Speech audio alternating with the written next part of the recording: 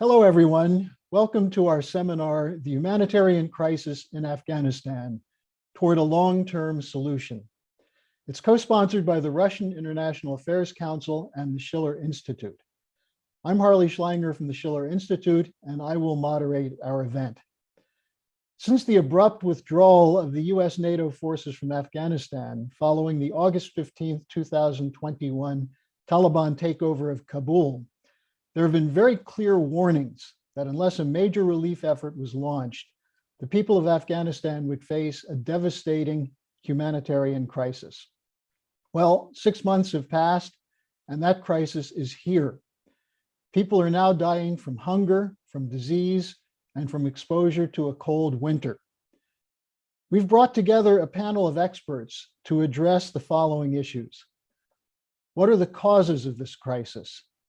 What are the geopolitical implications of a failed state in Afghanistan? What is needed to reverse the immediate threat of mass starvation and refugee problems? And finally, a long-term solution, the role of the global powers. We will begin with opening remarks from Dr. Andrey Kortunov, the Director General of the Russian International Affairs Council, and he'll be followed by Helga Zepp-LaRouche, the President of the Schiller Institute. Andrey?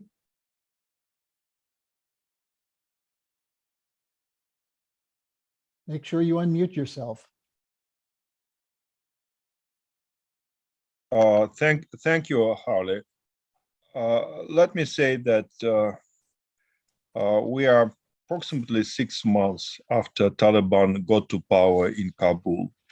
And I think all of us can recall quite vividly all the predictions that were made in August and in September of last year. Some of them turned out to be right, some of them turned out to be wrong. But let me just give you a couple of my observations on what could have happened in Afghanistan and what actually didn't happen over the last 6 months. First of all, 6 months ago, there were expectations that probably Taliban would move towards a more inclusive government, and that after some period of the interim leadership, we would see a more representative leadership in Afghanistan that would include ethnic minorities of the country. First of all, the Tajik minority, but not only. That would include not only Sunnis, but Shia, and that would be more gender balanced. I think right now we can argue that these expectations did not come true. And the interim government that was established in September and in October of last year is still in place, and it's very unlikely that this government will change significantly. So those who expected that Taliban would somehow significantly moderate its positions on issues of human rights and gender equality and other fundamental issues turned out to be wrong. So I don't think that we have any reasons to believe that Taliban will undergo any abrupt and quick transformation from what it used to be before it took power to something very different. And I think it's understandable, because if Taliban were to move away from the fundamental principles of the movement, the odds are that quite soon it would be replaced by other groups which are even more fundamentalist and more radical in terms of how they see the future of the country. My second observation is related to what Harley has just mentioned, the humanitarian catastrophe in Afghanistan. And I do recall quite vividly that 6 months ago, there were many speculations that the winter of 2021-2022 would be a disaster, that we would see a lot of people dying from hunger, from the deficit of basic medicines, from the shortages of fuel in large metropolitan areas, and the country will be sucked into the situation of chaos and disintegration. I don't want to underestimate the human suffering in Afghanistan. Definitely takes place. Definitely there are deficits of food and fuel and medical care. However, I think that right now we can argue that Afghanistan has demonstrated a significant degree of resilience, especially when we're talking about rural areas, especially when we're talking about northern and eastern provinces of Afghanistan that were the most vulnerable in terms of the implications of the change of power in Kabul. The situation clearly is not bright, and it's likely to deteriorate further. However, I think it's fair to say that Afghanistan survived this half year, and to some extent, we can argue that things might get slightly better in spring with the new agricultural season in place, with the new relations with neighboring countries. So the situation is difficult, but the situation is not really critical for the survival of the current leadership in Afghanistan. My third point is related to the opposition. And again, 6 months ago, there were expectations and maybe even hopes that the opposition would challenge the power of Taliban, that we would see many places where the power of Taliban is likely to be shattered or questioned. But I think that right now, after half a year of Taliban staying in power, we can conclude that the current leadership was able to consolidate the power in its hands, and that the enclaves of opposition are relatively small, and there is no real challenge to the power of Taliban so far. Neither the supporters of the former leadership, nor followers of ISIS Khorasan, nor fighters of Al-Qaeda were in a position to question the control of power by Taliban, and this is likely to stay, at least in the immediate future. So I think that we can argue that Taliban has been in a position to consolidate its power, and there are no really significant challengers who might question this situation anytime soon. Now, I think that also if we look back into the international discussions on Taliban in summer or in early fall of last year, many thought that probably the international community would come with a consolidated approach to Afghanistan, and that before too long we would see new United Nations Security Council resolutions on how to deal with Taliban. The international community would probably agree on the list of demands that should create a platform for negotiations with Taliban. However, that has not happened. Unfortunately, in my view at least, unfortunately, the international community is as divided on Afghanistan as it was 6 months ago. I don't think that we have any consensus on how we should address Taliban and how long or how short the list of our demands to Taliban should be. So there is some very, very, very general common denominator, but nothing really not a lot beyond this very general common denominator.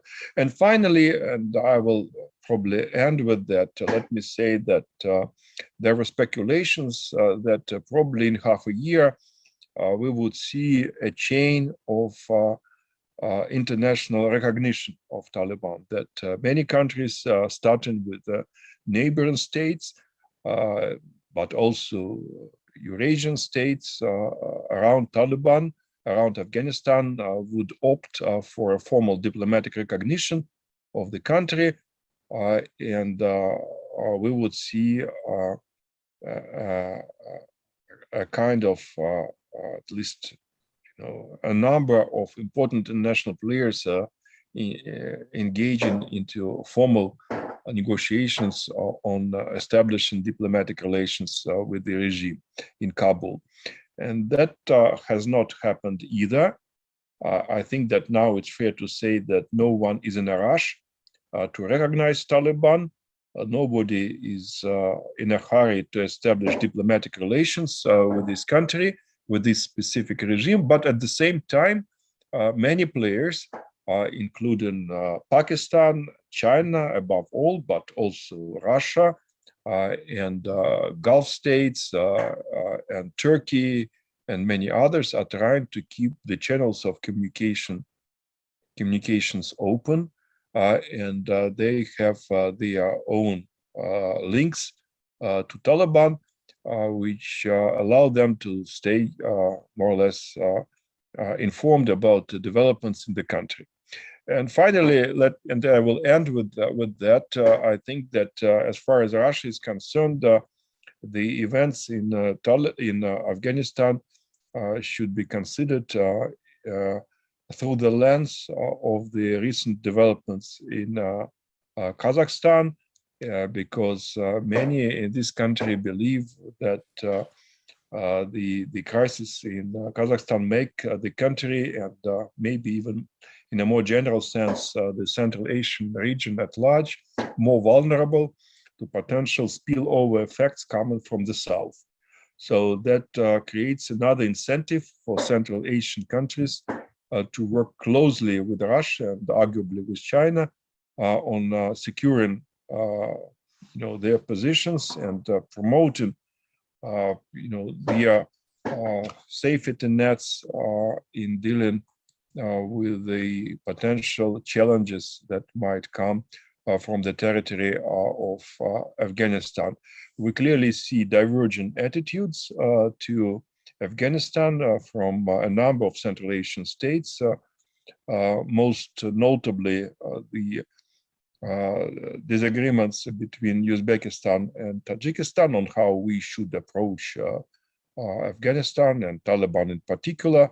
And definitely these differences will not fade away. They're likely to be with us in the foreseeable future. Let me stop here and let me say that I'm looking forward to a productive and a candid discussion on this issue. Thank you. Thank you very much, Andrey. And now we'll hear from Helga Zepp-LaRouche, the founder and president of the Schiller Institute. Well, hello, Harley. Hello, Andrew, Andrey. Well, I have a little bit a different view. I think that whoever is responsible for the adoption of the sanctions against Afghanistan and for the freezing of the Afghan assets in the United States and in Europe after the Taliban takeover in August is also responsible for the following. According to the German UNICEF head, Christian Schneider, 1 million children under the age of 5 are acutely undernourished in Afghanistan. And their condition is such that in Germany, they would have to be treated in an intensive care unit, which means that under the current circumstances, they are likely to die. According to the United Nations, 8.7 million people are in an advanced state of starvation. 24.4 million, or 55% of the population, are in an emergency situation, which means they lack all the basic necessities of life, while 98% do not have enough to eat. More and more families are selling some of their children in the hope that the others will survive, and people are selling their organs. Also, the mass media in the United States and Europe, following a brief hype in August and early September, have reported almost nothing about this worst humanitarian crisis on the globe. The leaders of those NATO countries that withdrew so hastily from Afghanistan in August knew, of course, that 80% of the country's budget came from aid provided by donor countries, and that the combination of the cancellation of these funds, the freezing of Afghan capital, and the sanctions would strangle Afghanistan economy overnight. After 6 months of unfolding tragedy and countless appeals that were in vain, except for a few recent small concessions, one must ask what the intent of this policy is. The argument that the Taliban first have to recognize the rights of women and so on becomes absurd when those women and their children are dead. Is it the intent to sabotage the Taliban's ability to maintain a functioning state to such an extent that the opposition, including ISIS, Al-Qaeda, drug traffickers, warlords, etc., gain the upper hand? The consequence would be a new and bloody civil war, a hell in which the civilian population, between hunger, freezing temperatures, COVID, epidemics such as polio, measles, dengue fever, and diarrhea, will be crushed, and millions of refugees will attempt to seek safety in neighboring countries and in Europe. That would be the continuation of the British Empire's Great Game of Bernard Lewis and Zbigniew Brzezinski, which aims to ensure the geopolitical destabilization of Russia and China and to prevent the economic integration of Eurasia through the Belt and Road Initiative, by using the old instruments of terrorism, opium wars, and ethnic conflicts. Should this policy, quote, succeed, it would be just one more element in the great final act of mankind's tragedy, which is now playing out on the stage of world history between the adversaries of the West and Russia and China, and which has now reached a point described by the Bulletin of Atomic Scientists as 100 seconds before midnight on the doomsday clock. There is a counter-concept for saving Afghanistan, which I have named Operation Ibn Sina. Ibn Sina, who lived some 1,000 years ago, was one of the greatest physicians of universal history, whose canon of medicine remained in part a reference until the 18th century. Ibn Sina was born in what is now Uzbekistan. His father came from Balkh in Afghanistan. In times of the corona pandemic, it is extremely important to remember that it was he who recognized, among other things, the immense importance of quarantine in combating epidemics. In addition to being an outstanding Renaissance man, he can become a symbolic figure for saving Afghanistan. Operation Ibn Sina can bring about a change for the better in two ways. First, it can become a synonym for international cooperation in building a modern healthcare system and providing food for the Afghan people. If all the neighboring countries, as well as the United States and European nations, which fought in Afghanistan for 20 years as part of NATO, and therefore have a moral obligation that cries out to heaven, help the people out of this undeserved acute distress and cooperate in a crash aid program, the worst can still be averted. In addition to the humanitarian aspect, Operation Ibn Sina would also have a military strategic dimension. If Russia, China, the US, and India, the four nations with the greatest military and economic importance or size of population, could cooperate, this would become a confidence-building measure for resolving the major strategic conflicts. Afghanistan, unlike the strategic importance of Ukraine or Taiwan, is not one of the core interests of Russia and China. It is many thousands of miles away from the United States, while India, on the other hand, has a core interest in the stability of its geographic surroundings. The cooperation among these four powers, together with the mobilization of other formats that exist, such as the Troika Plus, the SCO, and the OIC, with the aim of saving Afghanistan, can be a step towards the new paradigm in international relations. Without it will not be possible to come to a lasting survival of humanity. There is no place on this earth, and that includes the strategically explosive potential of destabilization operations around Ukraine and Taiwan, where the moral fitness to survive of the human species is more tested than in Afghanistan. It is not our security that we need to defend in the Hindu Kush, as the then German Defense Minister Peter Struck had claimed on the 11th of March 2004 to motivate German participation in the Afghan war, but it is our humanity. Military strategists are invited to take into account what might be an unfamiliar domain in strategic thinking, the moral condition of the population, both their own population and their adversaries. When the French Revolution failed due to the Jacobin terror, Friedrich Schiller found that a great moment had found a small race, that also the objective opportunity existed, the subjective moral capacity was lacking. He then wrote the aesthetic letters with the conviction that from now on, any improvement in the political sphere would only be possible through the ennoblement of the character of the individual. He considered that the education of the capacity of the Empfindungsvermögen, of empathy, is the most pressing need of the times, because it awakens the improvement in understanding. From this perspective, overcoming the depraved indifference in parts of the population, which makes them equally insensitive to the suffering of other peoples and to the effects of their geopolitically motivated demonization of the supposed enemy, is a strategic factor of the highest order.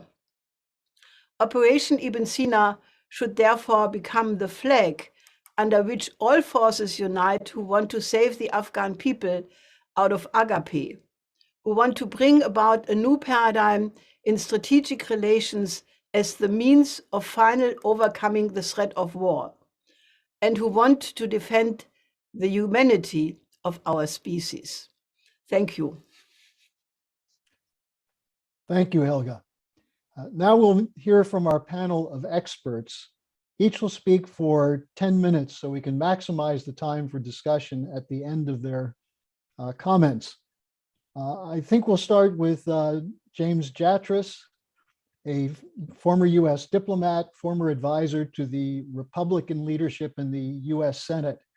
And the title of his talk is Stop the Continuing War on Afghanistan.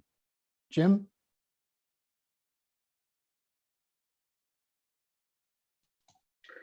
Thank you, Harley. And I thank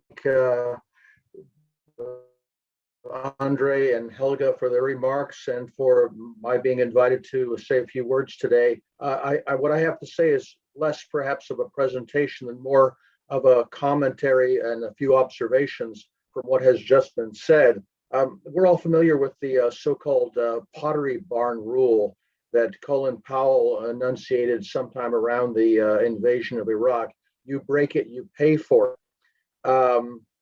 In a sense, I guess we did pay for Iraq many, many times over without much of anything to show for it. I think we can say the same thing about Afghanistan, in the sense that we have put tens of billions of dollars into that country over the years. I think the estimates run up to close to $1 trillion what do we have to show for it except for a country that remains broken? One thing that has not really been mentioned here so far is the fact that we're talking about the state of a country after 20 years of an occupation and civil war following a conquest by the United States and its allies, principally Great Britain, but also then turn into a NATO mission.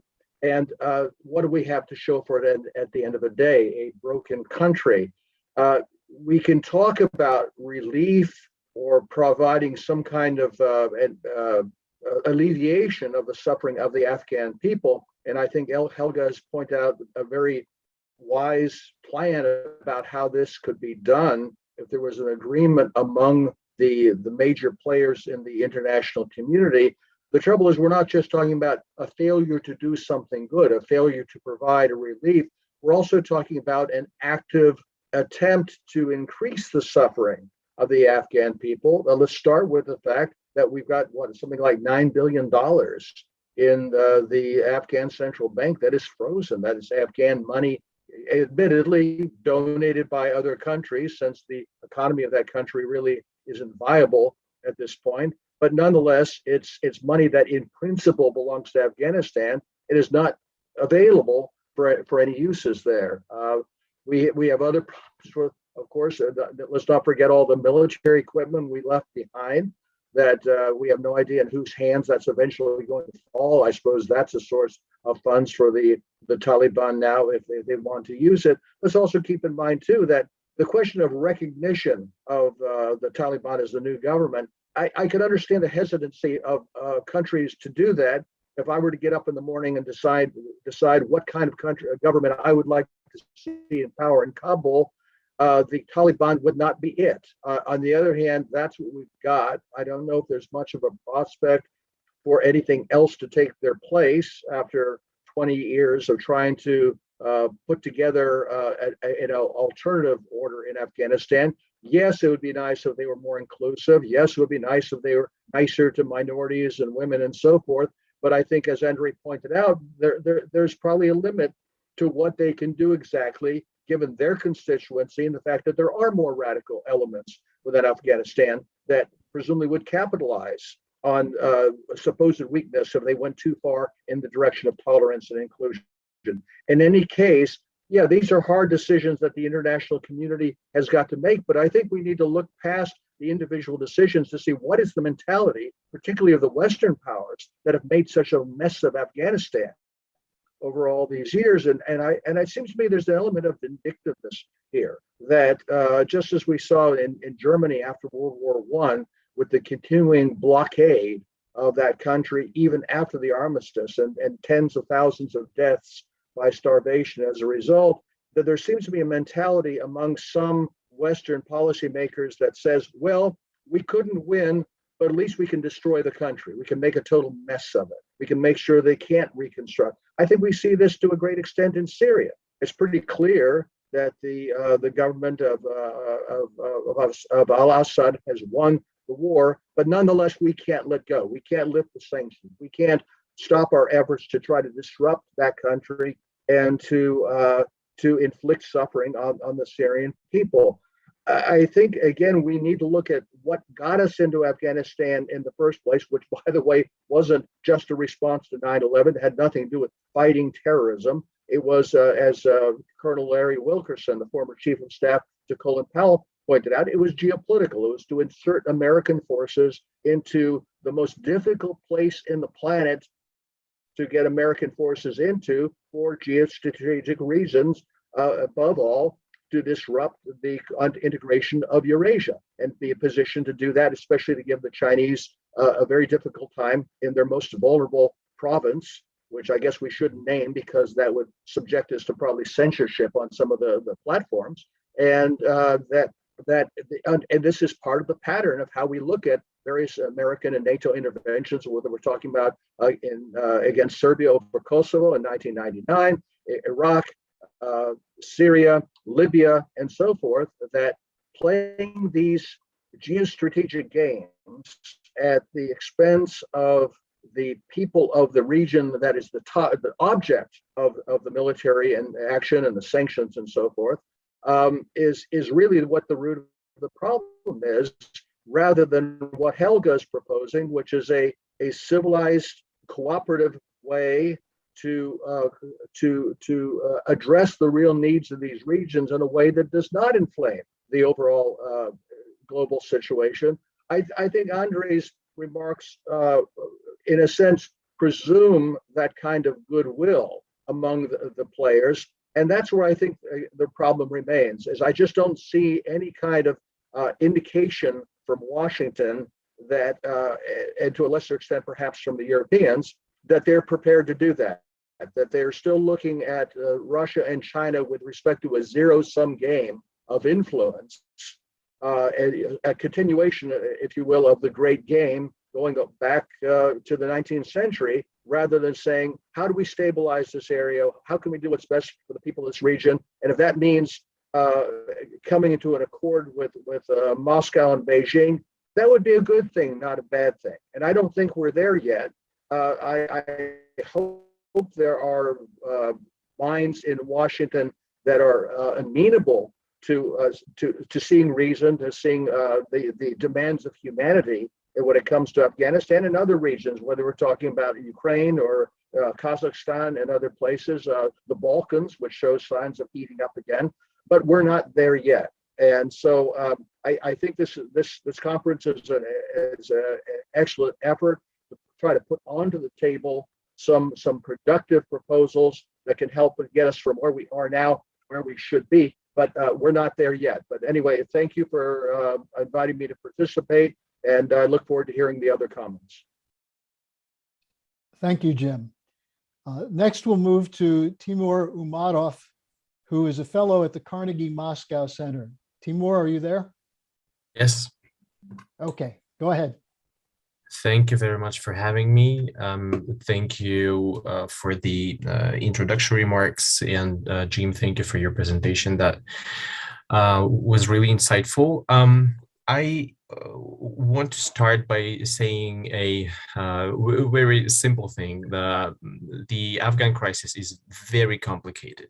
I don't think that there is anyone inside Afghanistan or outside of it who knows how to solve it, or who can predict what the future is going to hold for Afghanistan, even in short term. This is, of course, a country that suffered a lot, not only for the last 20 years, but also for the last maybe 40 years or even more. And because of the situation inside of this country, and because of the big involvement of foreign countries in domestic issues of Afghanistan, there is no real, instrument or even behavior that Afghan society has created on its own that can enable the country to survive, especially when we are living in a very difficult and hectic times today. Let's just not forget that Afghanistan people are suffering right now, not only with the consequences of political crisis, but also with the COVID, with ecological problems that the whole region of Central Asia is suffering right now, and many other issues. And those problems are happening simultaneously, and it's really difficult to manage them when you don't have a stable country, a stable government, and the government that is not, that is not respected, or even the government that is seen as illegitimate in other places of the world. And of course, we can understand international community that faces a dilemma of, on the one hand, seeing that the Afghanistan is in the middle of crisis, and on the other hand, knowing that the Taliban is a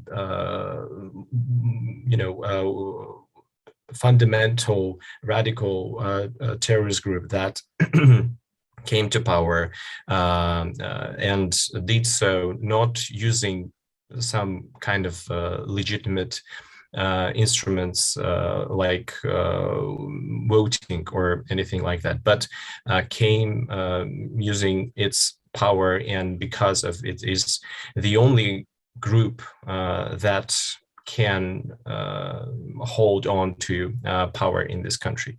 But on the other hand, we see that the humanitarian situation in Afghanistan is devastating, and it's not going to get better if the international community and the countries that are involved in Afghan crisis will not act right now. I'm not saying that pouring money into Afghan economy can solve all of its problems, but it can really help to get over the humanitarian crisis right now. And actually, if we take a look at this from the point of view of long-term consequences, it can be helpful for the stability in the whole region. What I'm saying is that if the international community and greater powers will not act right now and will not push to at least let Afghanistan use its own money that is frozen right now, the humanitarian crisis could get worse, and it can create a lot more problems for all of the countries that are neighbors of Afghanistan, and as a consequence, problem for other great powers in Eurasia. The situation right now seems like a no way out route for the Taliban, and it at the same time creates frustration inside of the government. And as we all know, the Taliban is not the very consolidated group in Afghanistan, and they have their own different opinions inside of this group. And with the crisis unfolding in Afghanistan, it gives more upper hand in making decisions to the more radical part of the Taliban that do not believe in diplomacy, that do not see the way out of the situation in negotiations with other countries, that don't want to wait for help from other countries, and want just to rule as the Taliban did in the 90s, when for a short period of time Taliban was in the government. So this creates a dilemma, and if there will not be taken any steps to solving short-term problems and crisis that we see ad hoc right now, it can and for sure will have its impact on the long-term problems of Afghanistan. But when we talk about what countries might have their influence on the resolvement of Afghan crisis, the first thing that comes to mind, of course, is big powers like Russia or China. We're not talking about the US right now, because the US obviously has shown that they're not interested in being involved in this crisis anymore. But Russia and China kind of don't have any other options. They are living very closely to Afghanistan, and they have to do something at least to secure themselves. And actually that is what they are doing. I'm not, I don't believe that Russia and China are interested in getting involved into Afghanistan's domestic issues too much and being ready to solve the Afghan crisis in the long term. Russia and China want Afghanistan's borders to be secured, and the only thing they want is to have the guarantees that any crisis that Afghanistan faces will stay in Afghanistan. It will not cross the border and come to the region of Central Asia and later on to the borders of Russia and China. But if we look at what regional smaller players are saying, we will see the difference here in the approach of resolvement of Afghan crisis. And here I talk about Uzbekistan's position on Afghanistan, which is a unique one in Eurasia. Uzbekistan for a long time, even before the Afghan crisis, has been clear that, first of all, it sees Afghanistan as a part of Central Asia, that Uzbekistan wants Afghanistan to be involved more actively and dynamically in economic circle of Central Asia. And Uzbekistan really wants to see Afghanistan as a stable, growing country in any terms, from economic and political development and etc. This is what I think the approach should be from other countries, but unfortunately, many countries are, this is logical, and any country is, when it comes to foreign policy, seeks its own pragmatic goals. And I'm not criticizing anyone, but at this moment, there is no intention from the bigger powers with bigger resources and might in international community that really want to get involved in resolvement of Afghanistan crisis in long term, except for regional powers. So I think we also should, when we talk about the future of Afghanistan, we should not ignore the willingness and the ability of smaller regional countries to be involved in this issue and to pay more attention in our analysis to countries of Central Asia. If you have any questions, I'll be happy to answer them. Thank you. Okay, thank you very much, Timur. Now we're going to go to Graham Fuller, who served for 25 years as an operations officer in the CIA, and after retiring, 4 years as vice chair of the National Intelligence Council. Graham, the floor is yours. Make sure you unmute yourself.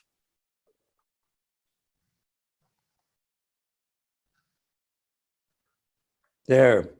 Can you hear me? Yes, fine, Yeah. loud and clear. I would just like to say a couple of words in Russian for reasons that I will explain in a moment. Вот почему я хочу сказать несколько слов на русском языке. Потому что когда я работал как разведчик в Афганистане, это было уже почти 40 лет тому назад, я больше всего занимался тем, что делают русские, так сказать, тогда советское присутствие в Афганистане, больше, чем я занимался тем, что происходит в Афганистане самом. Так, я думаю, что это начало вот большой проблемы, что мы видим на международной уровне теперь. Okay, I just wanted to say a few words in Russian, simply to say that when I was serving as an intelligence officer in Afghanistan, to me, the use of the Russian language was really more important than even my reasonable knowledge of Farsi or Dari. And I think this explains a great deal about what is fundamentally wrong with much of the international system, that I was not at all unique in viewing the situation in that way. Afghanistan for years, and not only Afghanistan, but for years, has been viewed really as a kind of pawn in the international game. Afghanistan as a country in its own right did not really matter compared to its position as a pawn or instrument on the international scene. And we see that right down to today, that the considerations of so-called international politics are viewed as more important and indeed more natural. That's the worst word, more natural than it would be to focus on what the state of Afghanistan itself is. So I think this is the first lesson that we need to focus on as we wish to try to resolve some of these pressing, urgent, desperate problems even in Afghanistan and elsewhere in the world. Many people would say, well, this is typical. I mean, the great powers always look after their own interests. This is the nature of their foreign policy. But I would question not that statement so much as the question, what are the interests of the great powers or smaller powers in that region? It's easy to say, to quote, to throw out this idea of national interest, but what are national interests? This is what the grand debates are about in all countries of the world, including the United States. What are the national interests of the United States or of Russia or of China, et cetera, et cetera? When the national interests are framed primarily in terms of confrontation and international chess games, then you have one outcome. If you have another interpretation of the national interest, which would be for greater stability and the opportunity to avoid conflict with other countries, either inside Afghanistan or outside, then you have a very different approach to the issue. So I guess what I'm saying here is that we all as human beings need to work on a more humanitarian vision of what the world is all about. You can say that's naive, that it doesn't does not consist of realpolitik. But if you interpret realpolitik as something that should preserve greater degrees of stability around the world and avoid conflict and avoid human suffering, then that is, in my view, also a very powerful form of realpolitik. How long will the United States feel that it can impose various litmus tests on Afghanistan, or for that matter, on other countries of the world, litmus tests before it is willing to cooperate with them? What kind of litmus test are they imposing, especially on a country that they had helped to destroy in the course of 20 years of constant warfare in Afghanistan?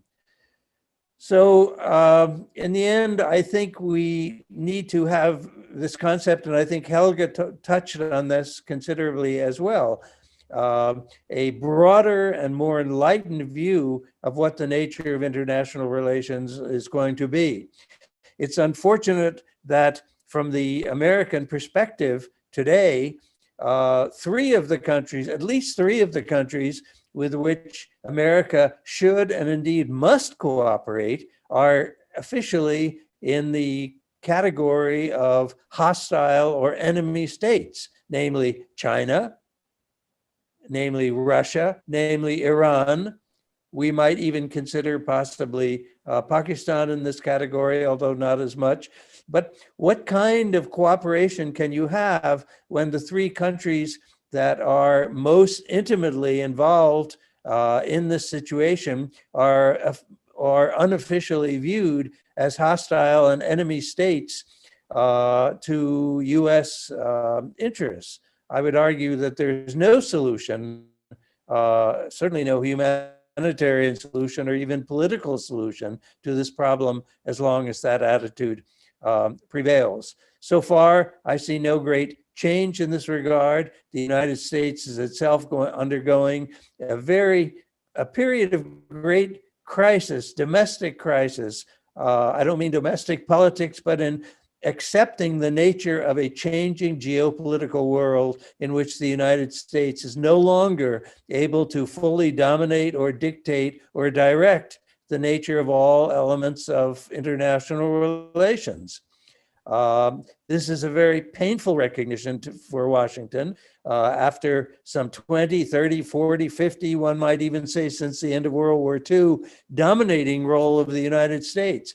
It has not all been bad over that long period of time, but if we go back to particularly the fall of the Soviet Union or 9/11 for that matter, then this kind of political mentality has increasingly dominated American thinking, American policy thinking, and indeed brought disaster to its own foreign policy in many places in the world. But Afghanistan, people have mentioned at this excellent discussion, Syria, Yemen might be yet another consideration, where very narrow-minded, narrow interpretations of the American or the international interests are prevailing instead of a broader vision of a more humanitarian, but more humanitarian, that's idealism, more stable world in which conflict and war are not so present and the risks of confrontation are far less. I don't think those are idealistic goals. I think those are extremely practical national interests, not only of the US, but of Russia and China and European states and others as well as we look into the future. I think I'll leave it at that. Thank you. Okay, thank you very much, Bram. And I see we've been joined by the fourth panelist, Yvonne Safranchuk, the director of the Center for Eurasian Studies at Mgimo University. Yvonne, you have 10 minutes to give a presentation. Thank you, colleagues. I'm very sorry for joining you with this delay. However, I see an opportunity in this delay because now I have the chance to endorse my very big support to what has just been said by Graham. I very much sense in his call for more common views the times when I was very young person, and I understand Mr. Fuller was already quite a man in his most active years. I mean the times of perestroika and early 90s. I was very young, and I remember very much how that atmosphere how that atmosphere was different from what had been before and what has been after that. And that's why mindset is also important. Not only some core interests and historic interests, but their ability to take fresh approaches. Unfortunately, we are not anywhere close to more cooperative mindset. We are very much now in the great game competition, global great game competition, and increasing elements of regional competitions. In Afghanistan, right now, we do not have active competition between great powers. But we have a very unfortunate situation when Western countries, after withdrawing their troops, are going to abandon Afghanistan. There is nothing new in this for me. I've been participating in various events, including in the events of the RIAC with various partners. And since last, September, October, in several events I was participating with RIAC, I was saying actually all the same, that after winter, most probably Afghanistan would be left on its own. Because Taliban would not demonstrate enough flexibility and softness to deal with the international community on the terms which international community had imposed, hoping that Taliban would be far more softer and moderate. So this mismatch, where Taliban is ready to move with its softness, and where the international community needs the Taliban to move to be able to cooperate with it after various conditions had been imposed, this mismatch is still very big, and it is uncoverable. And I was thinking that this is going to happen in this way since last September. And unfortunately, I'm very unfortunate that I'm tending to be right in this regard. The humanitarian crisis in Afghanistan does take place, no question about it. But this humanitarian crisis is not of that scale that the Western community feels shame and rushes to do something for Afghanistan. Afghanistan is going to be left very much on its own. And by now, we have fully shaped the situation when there is a small group of countries which do not want the government of Afghanistan to ultimately collapse. This group includes, of course, Pakistan, also Qatar, United Arab Emirates, Saudi Arabia, Turkey, Russia, China, and Iran also lean toward this group, although with some conditions and maybe not fully. But clearly, these three countries.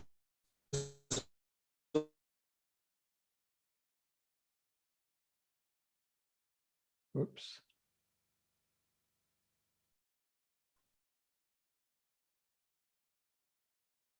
Yvonne, we appear to have lost you. Dave, is there anything you can do?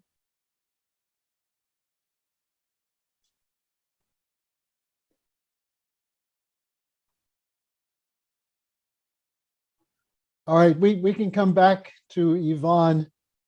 So we're now going to open the discussion period. And I'd like to see first if there are any comments that, Yvonne, did you just reconnect? Yes, sorry. Okay, go ahead. Let's see if it works. Some problems with institutional internet. So there is group of countries which are sort of positively or negatively neutral, but I think that there is a chance that there will be a group of countries who may become interested in the government of Taliban to collapse, to try to make Afghanistan a regional problem, a problem for Russia, China, and Pakistan, first of all, maybe also for Iran. And then we will have a very active regional competition. I think that everyone understands now that although Afghanistan is a regional problem, and we are living in the situation when problems are going to be mostly regional, no question about it. But I think that there will be in some time a choice for regional countries. In particular, if the crisis is facilitated by outside places, whether to take all the consequences on ourselves or to help to transit some of these consequences to other countries. I don't want to go too deep into this, but I want to remind you of the refugee crisis, which was so rudely developing on the border between Belarus and Poland in November. And this is the consequences of the Afghan crisis will also exist. And I'm sure that if outside players will try to manipulate regional problems of Afghanistan against regional countries, there will be opportunities to unleash consequences of the regional countries in the way that they reach not only regional countries, but go beyond the region. And I think that what was going on the border between Belarus and Poland is a good example of how it may develop.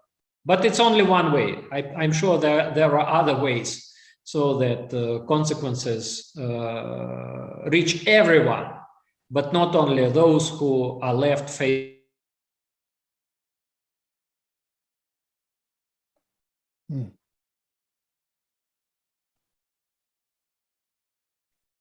Well, we seem to have lost Yvonne again. I think we will go into the question and answer discussion session. Now, let me say that if there is time for questions from the audience, we can take written questions at questions@schillerinstitute.org. And there are a couple of written questions. We'll see if we have time to get to them. What I'd like to do is open the conversation between the panelists and see if there are various reactions to what you've heard. I'd like to start with Andrey. Andrey, are you there?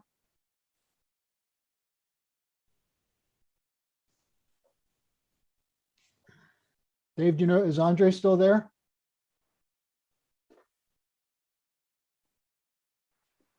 Okay, well, maybe we can come back to him, then start with Helga, if you have some comments from what you've heard from the various panelists. Yes, I think I want to pick up on something Yvonne said, even if he's not there right now, but he said that he thinks that, let me just address you, then we can start the discussion. Yvonne said that he thinks that the humanitarian crisis is not of a scale that the West feels ashamed, so much ashamed to do something about it. That is actually not true. The actual real humanitarian crisis is absolutely the worst one on the planet. The figures I said in the beginning are all official figures from the UN, from the World Food Programme, from UNICEF. So about the objective condition, there is no question. And, you know, the fact that it's not reported by the mainstream media since about mid-September is the main reason they're trying to keep the lid on the situation, because, you know, once you admit what the actual situation is, you know, there would not be just a discussion about did Biden, you know, be a failure by pulling out in such a sudden way, you know, leaving all the so-called auxiliary forces behind, and all of this discussion which occurred end of August. But there would be a real upsetness in the world population, especially in the Islamic countries, in, you know, the so-called developing countries. I mean, and that is why the media is trying to suppress the information. And, you know, the whole purpose of Operation Ibn Sina is to awaken the world public to the dimension of the humanitarian crisis and evoke this kind of, you know, Empfindungsvermögen, you know, which is a German word created by the greatest German poet Schiller, which I have not found a good English translation. Empathy is getting close, but it's more. It's the ability to passionately love humanity and not allow that genocide is occurring, because, and it's really, I think it's not so accidental, because, as I said in my initial remarks, when the NATO forces pulled out and all the donor money was cut, everybody knew that this would collapse the Afghan economy right there. I mean, this was even mentioned by Prime Minister Imran Khan at the recent conference of the Organization of Islamic Cooperation in Islamabad, where he said everybody knew that this was happening. So I think that I don't want to say, the Damocles sword which is hanging over the Western countries is that this will all hit them back in force. I mean, in the Nazi period, it was asked, when did they know? What did they know? At the Nuremberg Tribunal, there was the question of what was known about the crimes going on.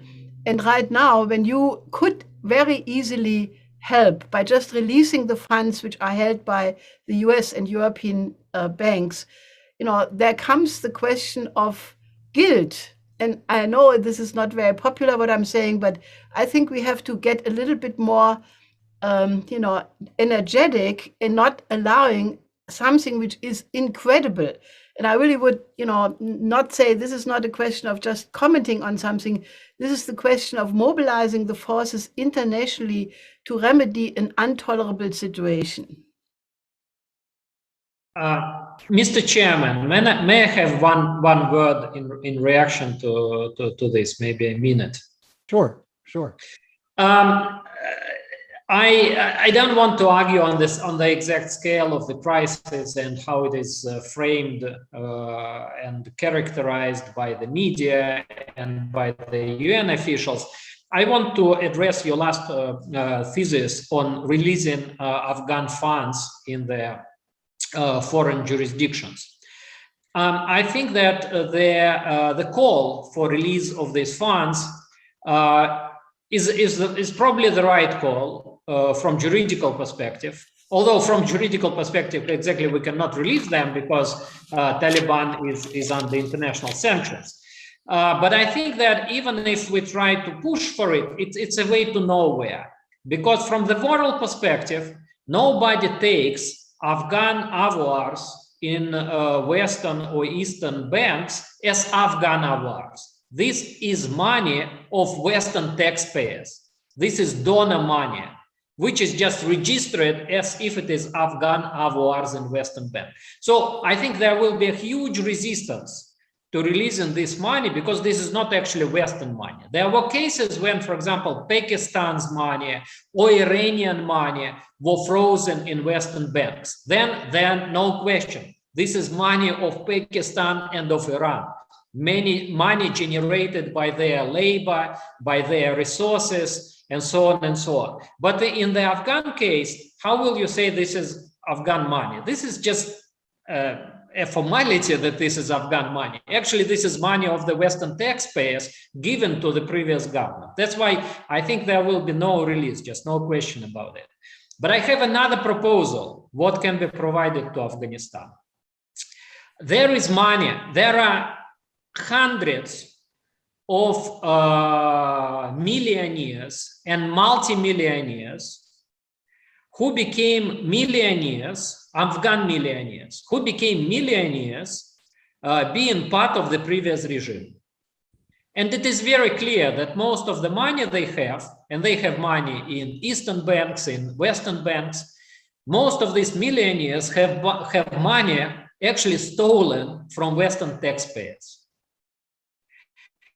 And I think that if there is problem of returning Afghan money, Afghan avoirs, Afghan governmental avoirs frozen in Western banks, there should be no problem about going after corrupted officials and corrupted businessmen associated with the Afghan government of the previous regime, to go after them in Germany, in United Arab Emirates, in the United States, in Canada, in all places where they saved this money, actually stolen from Western taxpayers. And I think that exactly this money should be taken away from these people, concentrated in an international fund, and under international control being provided to whatever government of Afghanistan. Taliban government, non-Taliban government, but whatever government of Afghanistan. All right, well, this raises a question, though, that we did receive a question from Fanny Dellinger from the University of Innsbruck that anyone could take. If Andrey is there, I'd like him to take it, but if not, anyone could take it. What do you think is the appropriate level of engagement with the Taliban then? Because part of the reason for withholding funds is people say they don't want to give it to the Taliban. Someone have a thought on that? Graham, you want to say something? Yeah, go ahead. You have to unmute. I mean, I think at this point we have to look at what the options and alternatives are. At the present time, there is no alternative to the Taliban being in power. Somebody earlier on mentioned that they had been a terrorist organization. I think that's not a fully accurate description of the nature of the Taliban. This was a long-standing part of a long-standing 20, 30-year civil war within Afghanistan, within which the Taliban represented, in particular, Pashtun nationalist feelings. Not all Pashtuns by any means, but largely Pashtun. So I think that war is over. Any alternative would be fairly dreadful organizations that several of the speakers have already mentioned, of Al-Qaeda or ISIS or any of these groups. So, and furthermore, even to think in these terms suggests a search for alternative forces, which means really reopening the civil war yet again.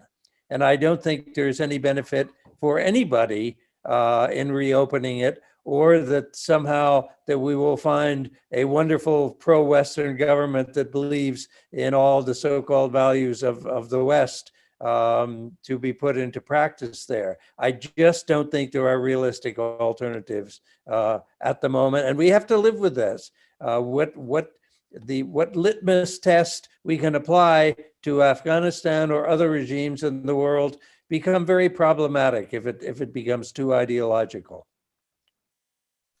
Timur, do you have some thoughts on that?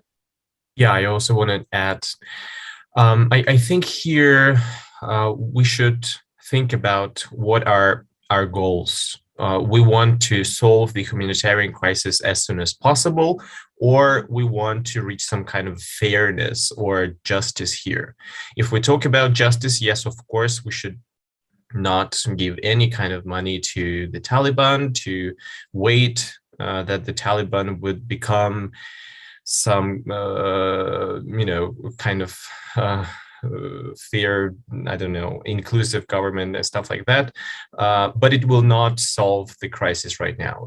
We should choose from several evils, and the lesser one, and the most effective way of solving the crisis is to giving the Taliban the money that is already there in the banks, just are frozen right now. Yes, of course, this is the money of Western taxpayers, but the finances that were stolen by corrupt administration of Ghani is also the Western taxpayers' money. But it's really difficult right now to make them give this money to the Taliban or in any ways to take this money back from them. So if we really are talking right now about solving the crisis that is unfolding at this moment as we talk, we should, I think, choose the instruments that we have in handy. Jim, in your talk, the idea of stopping the continuing war on Afghanistan, do you see this policy of withholding funds and the continuing sanctions as part of continuing the war? Yes, absolutely. It's hard to talk about what we can do for Afghanistan until we stop doing things to Afghanistan. It's not just a failure to do something for the people of Afghanistan. I think Graham and others have pointed out that the neighboring countries all have one interest in common, whether we're talking about Tajikistan, Uzbekistan, the Russians, the Chinese, the Pakistanis, the Indians, the Iranians. If they have any sense at all, they would want to see Afghanistan as stable and not a problem for the neighborhood. It seems to me that the SCO, the Shanghai Cooperation Organization, is the proper venue for the neighboring countries to think about what's the best way to manage the question of Afghanistan. What are the American and British interests in Afghanistan? Zero, zip, zilch. We have no interests in this part of the world.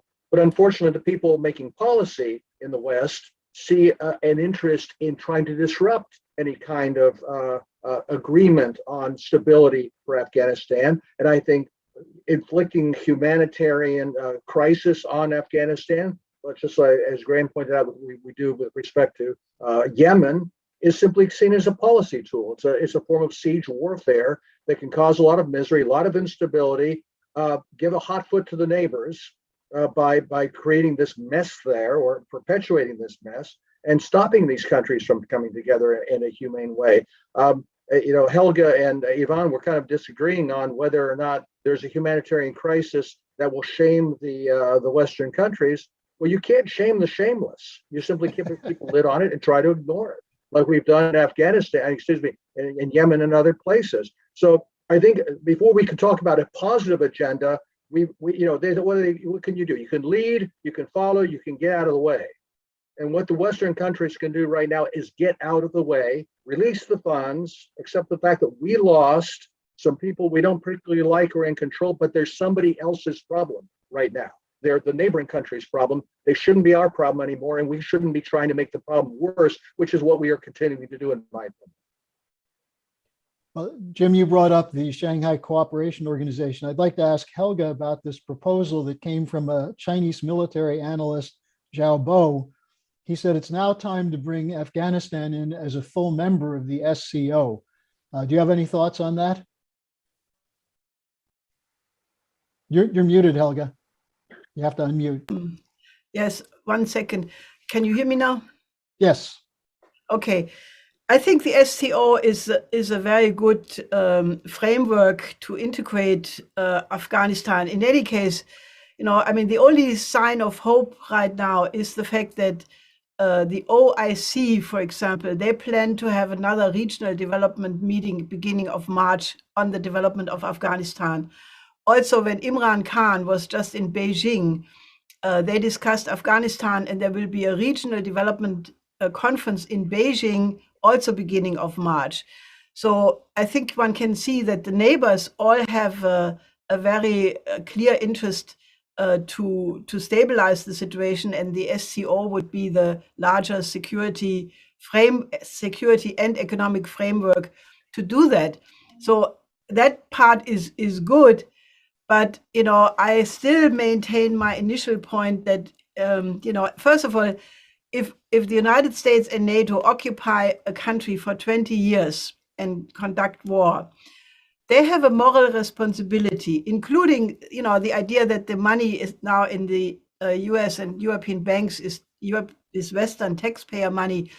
Well, if you are for 20 years in a country, and when you leave, still 80% of the budget are coming from taxpayer money, you did something wrong. I mean, they should have built up the country and leave a prospering nation and not a field of rubble. So I think there is a moral obligation to release this money because, you can't just, I find this extremely upsetting, the idea that this is European or Western taxpayer money. The other thing is, as I said, if we can solve Afghanistan in the small, in getting all the countries to cooperate, it may be a stepping stone to diffuse the large strategic crisis which we see right now, especially over Ukraine and in a different way with Taiwan.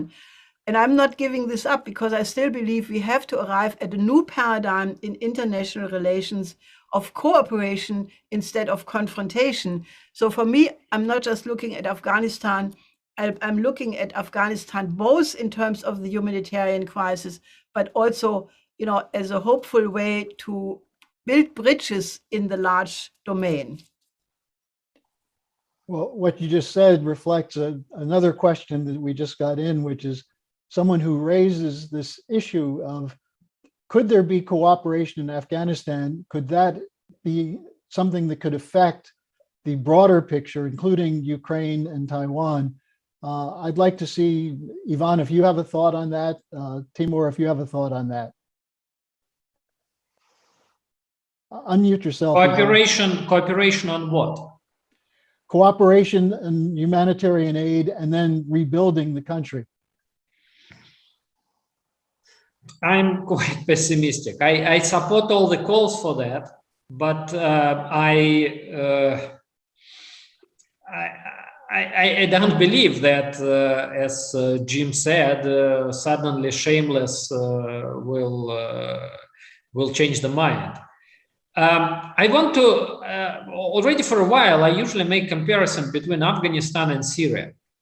Actually, the attitude of Western countries to Syria is even more hypocritical and unfair than it is to Afghanistan. At least in Afghanistan, you can say that the Taliban, its leaders, are under international sanctions. There may be discussion whether they are terrorists or they just assisted some terrorists, and so on and so on. But in Syria, you have a legitimate government, internationally recognized. You have the US troops which occupy part of this country in the north and control oil resources, a big part of oil resources of this country, and deprive the country of the oil revenue.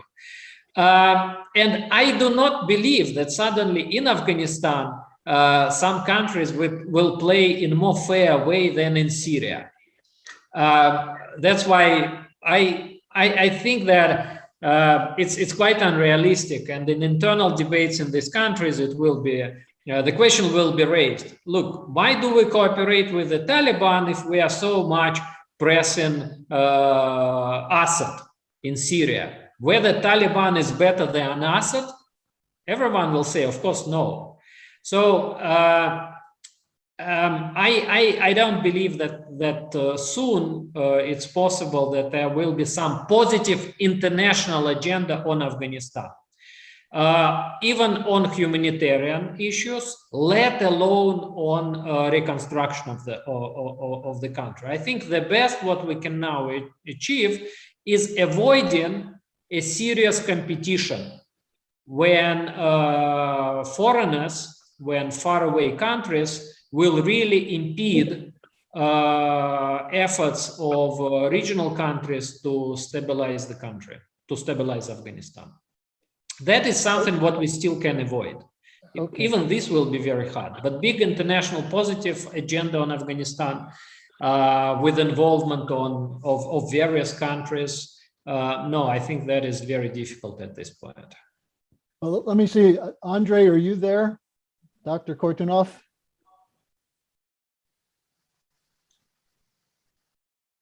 If you're there, you're muted. We can come back to him. I know he's going to be. Hello? Timur, you wanted to say something? Yeah, maybe just add to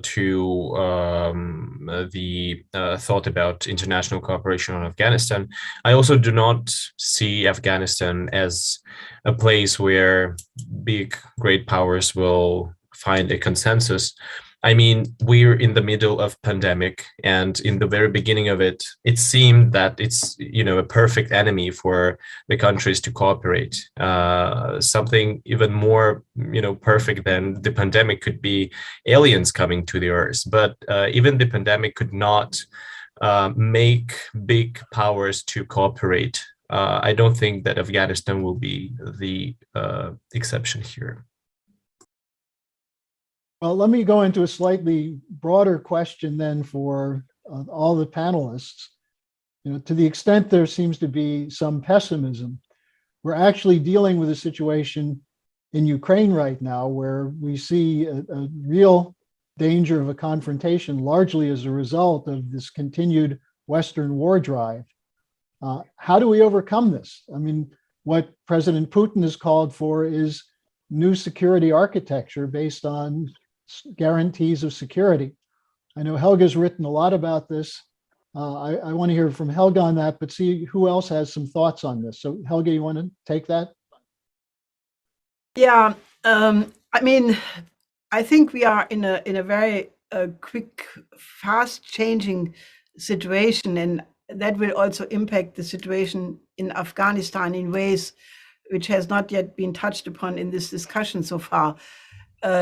Look at the historic agreement which was just made between President Xi Jinping and President Putin in the context of the Olympic Games, reaching very far reaching partnerships in economics, in even touching on military questions. And that has actually started a new dynamic because, there is right now a clear counterpole to the previous insistence on the unipolar world. And many countries are feeling attracted by what is offered by this combination in terms of the Belt and Road Initiative, in terms of actual models to overcome poverty and underdevelopment. And I'm an optimist, and I'm not an optimist because I believe in tea leaves. I'm an optimist because I believe in actively organizing for a vision you have. And I think we are in such a period, where many people know we are on the brink of potential extinction.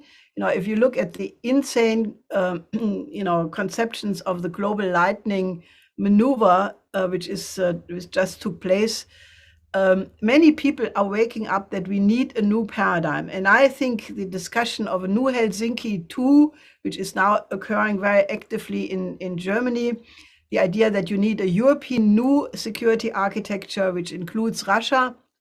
I have added to that because of this Russia-China agreement, we have to have an international security architecture which includes every country, including Russia, China, the United States.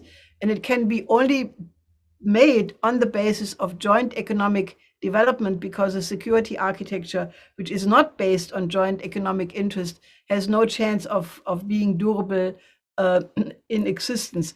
So I think we should, rather than despairing about unsolvable crises and so on, I think there are so many processes in motion, and the question is how to influence them.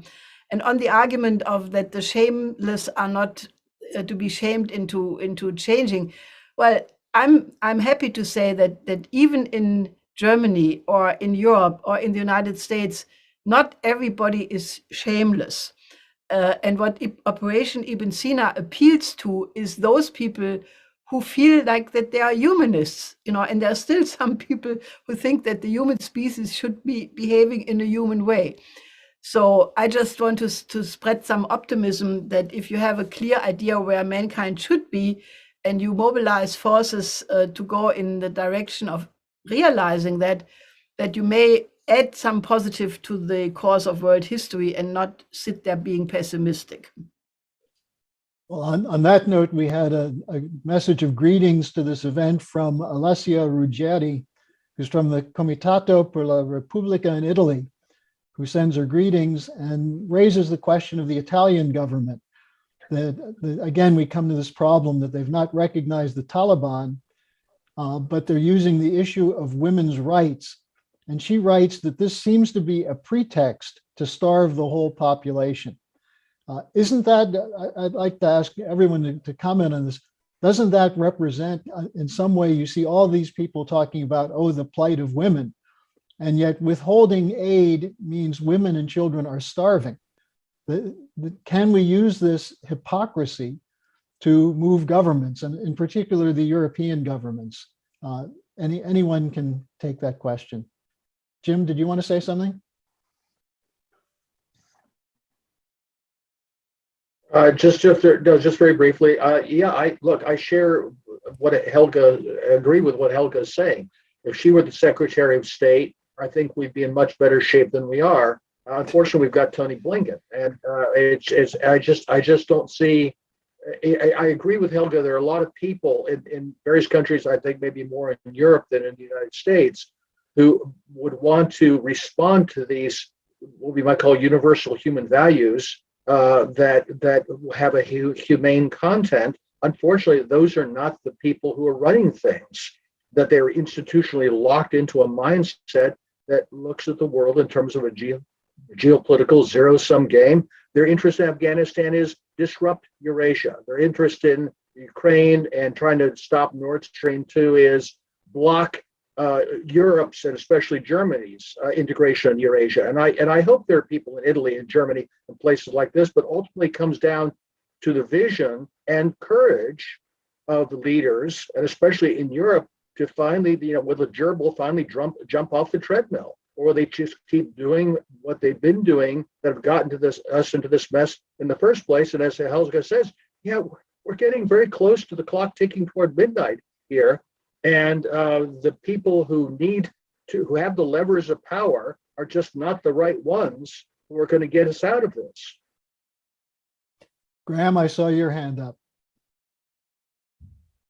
Yeah, I agree with all that's been said in this regard. I don't have a great deal of hope for sea change in U.S. policies or outlook for some time to come, but I do have more hope for Europe, Western Europe in particular, that can begin to help unfreeze the rather frozen zero-sum political vision that dominates the United States right now, particularly Germany, classically close to Eastern Europe, closer to the realities of Russia and politics of that area than almost any other country, and also more powerful at this point to do that.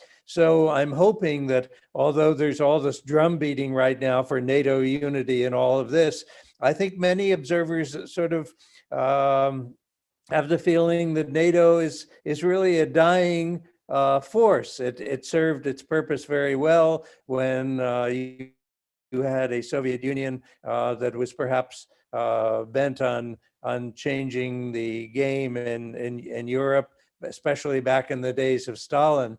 But those days are long gone, and one can argue that a force like NATO is actually creating greater confrontation, indeed is creating greater confrontation than almost any other force. So I'd look especially to Germany, but also to France. Forget about the UK. The UK is now very much wannabe American, Tony Blair, lapdog, or whatever you want to call it. But I certainly think in terms of most of Western European nations have a clearer view and need to speak out and get itself out from under the pressures of singing all from the same NATO hymn book, because that's not going to get us anywhere. It's going to take us in the wrong direction. Let me offer Yvonne a chance to comment on this general discussion. Besides being somewhat pessimistic about the West, it's clear something has to be done. Do you have some idea of how to break the logjam? On Afghanistan, or more generally on Ukraine and this standoff between Russia and the West? Well, let's take Afghanistan, since that's the subject of our event.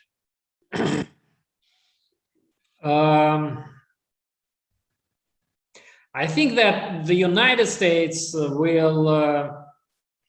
will be more positive, more positively engaged with Afghanistan if there is no regional partner for the United States to to impede regional efforts. Because still the United States is far away, and usually when we see the United States and European countries operating somewhere in Eurasia, usually a local partner is very much needed. Right now we have two dissonant voices in the region about Afghanistan. This is Tajikistan, which is far more cautious on the Taliban government than its neighbors. And I want to stress that Tajikistan has good reasons to be very cautious. Although we now say that that the Taliban should not be pressed too much, we still should admit that actually the Taliban established the regime within which nobody of us would like to live. They established social conditions. I can hardly imagine that anybody from this panel would like to live in the social conditions which they established in their country.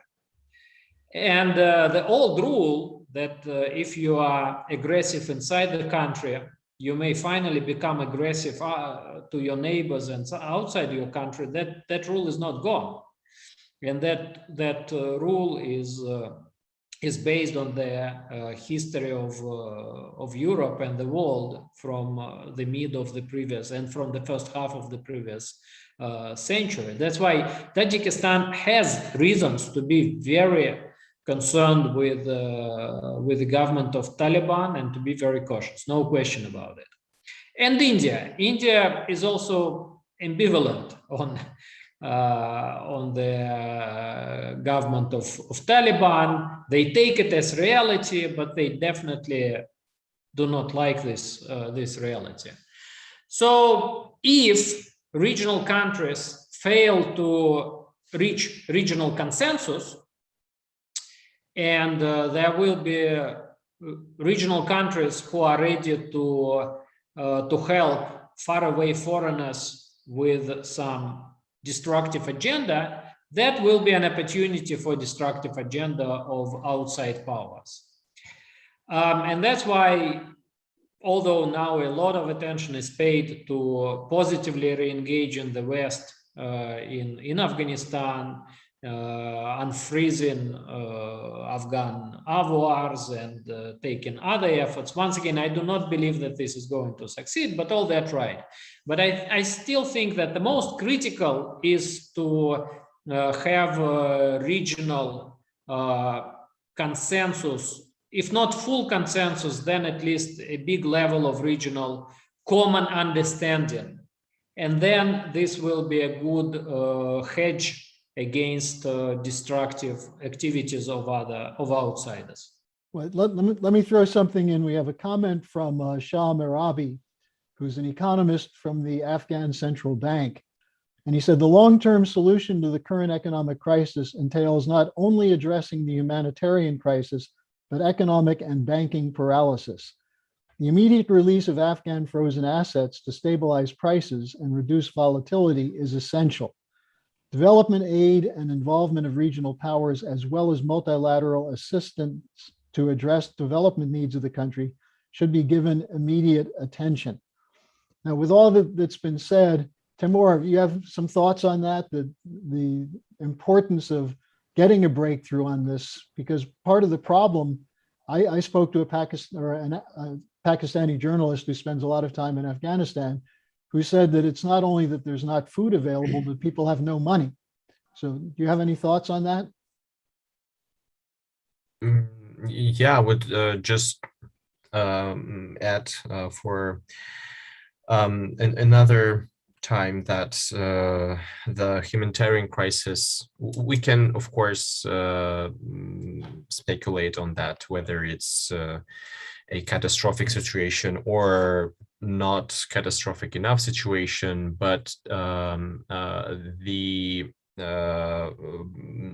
think there is a consensus among us that the situation with Afghan society is not good.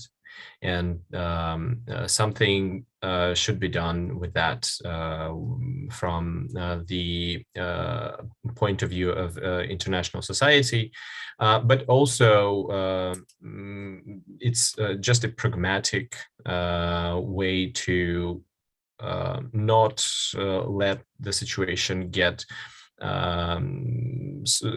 worse, so it will impact the neighboring countries. But unfortunately, it seems that we're in the situation where the Afghanistan people are left on their own, and any country beside any country around Afghanistan doesn't have enough instruments to help Afghanistan to cope with this, but other countries who have enough resources are not willing to spend them on Afghan crisis. And my observation here is that the situation in the short term will get even worse, and there is nothing to be expected from the international community here, unfortunately.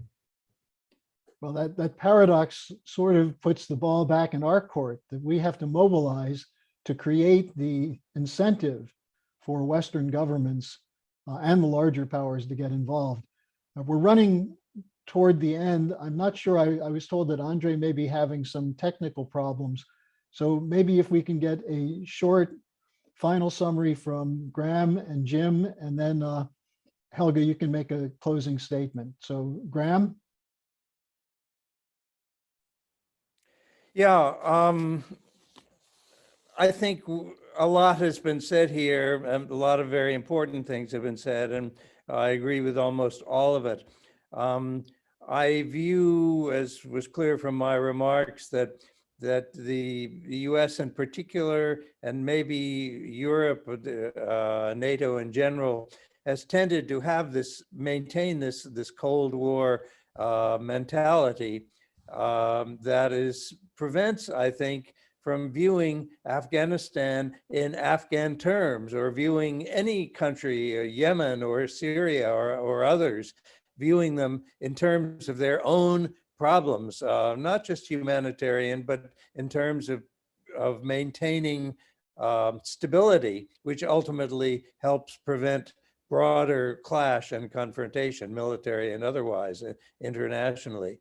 Again, I have to come back to Europe. I think the United States is undergoing a period of huge psychological trauma, of having to come to terms with the fact that it is no longer now able to dictate or mold the opinion of all the rest of the world and expect it to follow. It's painful for it to acknowledge that there are other major states in the world that have increasing voice in this. Here is where, again, I come back to Europe, because I think that Europe, which is viewed as obviously friendlier territory to Washington than say Central Asia or East Asia or whatever, Europe is in a position to help America face this transition to an acceptance of a much more multilateral world, in which ultimately not every country has to be viewed in terms of what does it mean for the grand international struggle. And that was the point of my beginning my remarks just in Russian, was to say that it's incredible to think that Russian should have been more on my mind as an intelligence officer in Kabul, even back in the 70s, showing how much the true domestic issues were not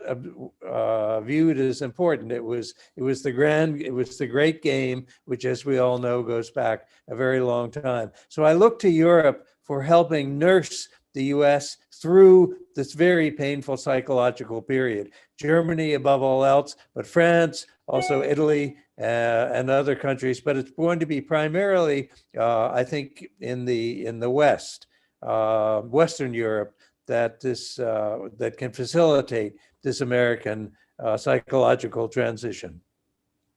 Thank you, Graham. I see we have Andrey back.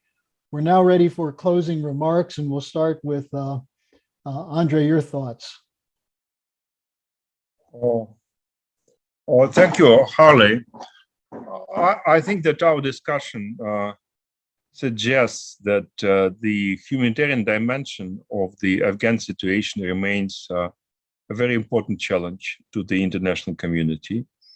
And unfortunately, the community is not united on these issues. And it's not likely that we will have a consensus on what's going on in Afghanistan and what we can do about Afghanistan. Nevertheless, that should not prevent us from uniting in trying to render humanitarian assistance to the country. I think that there are many technical issues here that we have to address in terms of how this assistance can be rendered and how the situation in Afghanistan can be managed without compromising the principles and the demands that the international community might have regarding Afghanistan. I do believe that it's important to continue our dialogue. It's important to keep channels of communications open. And I do hope that specifically if we are talking about the Russian-EU interaction, there are ways to come to some kind of common denominators on what can and what should be done in terms of continuing the humanitarian assistance to the country and setting a consorted list of demands or suggestions that the international community might have regarding the Taliban leadership. In my view, this year is likely to be critical in terms of the ability of Taliban or inability of Taliban to consolidate its power in the country. And my personal conclusion is that any alternative is likely to be worse than the current regime of Taliban. Therefore, it is in our common interest to make sure that Taliban succeeds, not fails. Later on, we can consider other demands or other suggestions that might guide our policies towards the government in Kabul. But for the time being, I think the humanitarian considerations should take the priority above all other considerations that we might have about developments in this country. Well, thank you for a very interesting and very provocative discussion that we had today. Well, thank you, Andrey. And now we'll go to Helga Zepp-LaRouche for her closing remarks. Well, I agree with you, Andrey, that one has to start with the humanitarian crisis. I mean, I for sure would not like to live under a Taliban government. But, you know, if you think the situation through, the alternatives are all worse, ranging from destabilization, prolonged civil war, more misery for a country where the people have suffered for 40 years to live under war. And I think I can only start to imagine what it means for 2 generations, you know, to be under permanent war. I mean, I think we have to start with a very, very compassionate, you know, participating in the fate of the Afghan people and start with the dignity of actually sacredness of each human life, you know, and there is no difference between an Afghan baby and a baby in the United States or in Germany. You know, it's the love of the parents and it's the hope of the future of the country.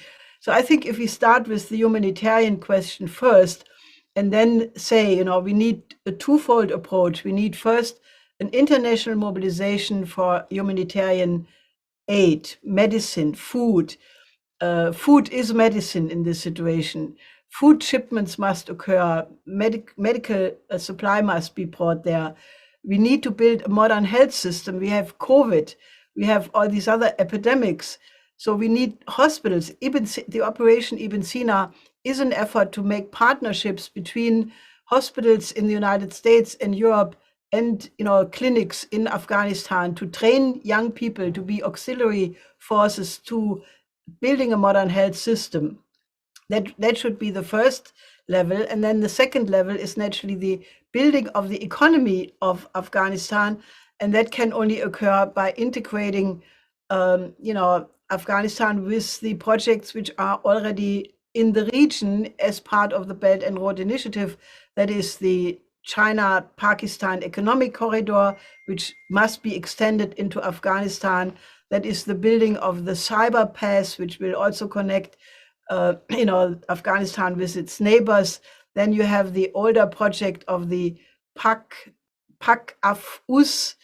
This is a train project which must be revived. And by building infrastructure, basic infrastructure, electricity, water, transport, help the Afghan people not to produce opium, but produce agricultural production. All of that can be done. We have the help of Pino Alaki, who was the UN representative working with the Taliban in 2000. And he witnessed, he was the Deputy General Secretary of the United Nations in charge of fighting the opium everywhere. And he said it is quite possible to work with the Taliban. But the international community, if we don't want to have more dead people from the drug traffic, we should help the Taliban to not have opium production, but agricultural production, solve the hunger crisis. There must be an industrialization of Afghanistan. And I can only say, rather than despairing about the situation as it is, which is pretty bad, I think we should take this idea of Operation Ibn Sina and actively bring it, to the Western countries and appeal to them to make a step and help. I know that the response to Operation Ibn Sina from the Islamic countries was very strong. We have now requests from, people in hospitals in many countries in the region who say we need that same approach. We are in a similar desperate situation. If you look at the movie which was made by David Beasley from the World Food Program called Hunger Ward, which is the dying of children in hospitals in Yemen. I mean, if you see that and your heart is not breaking, you are not a human being. And I'm really emphatic on that. So let's just put our efforts together and really get a whole movement for development, peace through development. I think that must be our slogan. Well, thank you, Helga. And let me thank all of the participants in the discussion today. I want to give a special thanks to Yvonne Pochadov for helping to pull it together and for David DeBroek for doing the technical work. And obviously we have a lot of work in front of us to do. Let's take this as a starting point for moving toward this higher level of cooperation of peace through development. Thank you, and we'll see everyone soon.